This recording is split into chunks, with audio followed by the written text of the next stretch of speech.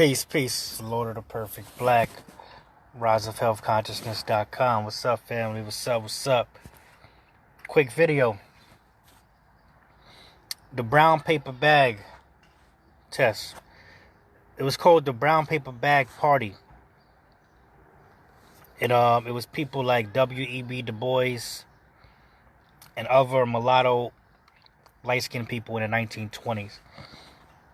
In order to get into high levels of white society, the fraternities, judges, politics, you had to pass the paper bag test. They would put a paper bag up to your face, and if your face was lighter than the paper bag, you could get into the meeting, the group, the meeting, whatever. But the paper bag, these people are still being used. Like Barack Obama, he's part of the paper. Black people, we get so excited when we see black people who are, oh, look at Obama, the first black president. Look at David Dinkins, the judge. Look at Thurgood Marshall. Look at Condoleezza Rice, Colin Powell. But these are descendants of the slave master. And that's why they're in their position they're in, to act as a buffer zone. And they all carry out racism and white supremacy. Colin Powell sold the war to go in Iraq. He's the one they said for weapons of mass destruction. So, Lori Lightfoot, she says she's only going to work with people that's in agreement with the New World Order. And now they have another brown paper bag person who's taken over the George Floyd case. And these people have a long history of sabotaging black progress for their slave masters. So this is not an attack at, just somebody just for being light-skinned. Nah, that's ignorant. But whenever you see a light-skinned person in a position of power in this society, they represent those brown paper bag party from the 1920s. The same interests. If you look at all these black police chiefs, they all from the brown paper bag party.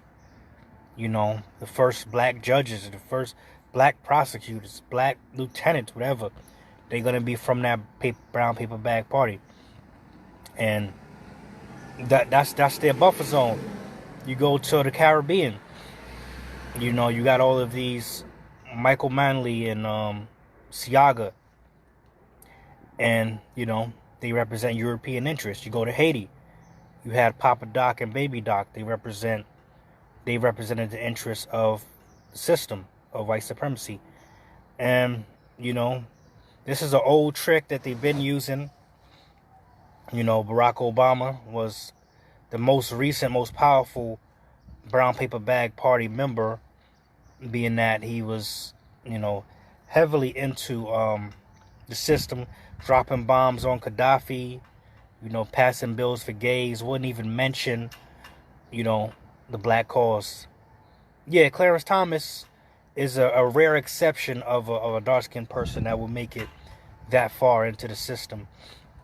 But I could go on for days. Like, if you watched the earlier video, Condoleezza Rice, Susan Rice, Barack Obama, Lori Lightfoot, Donald Trump's, the guy, the general surgeon.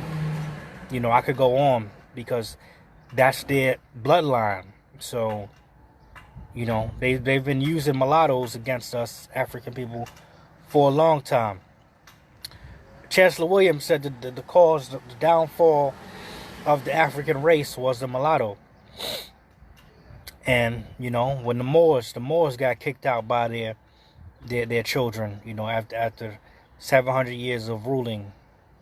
But it is what it is, just telling anybody, it's not to attack your family members or friends, play the whole colorist game.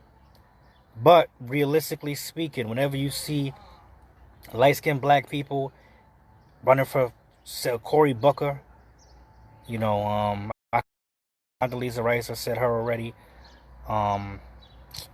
Kamala Harris, those are they represent in the brown paper bag party, which is against, you know, African people, and they're there to look to play on your hope.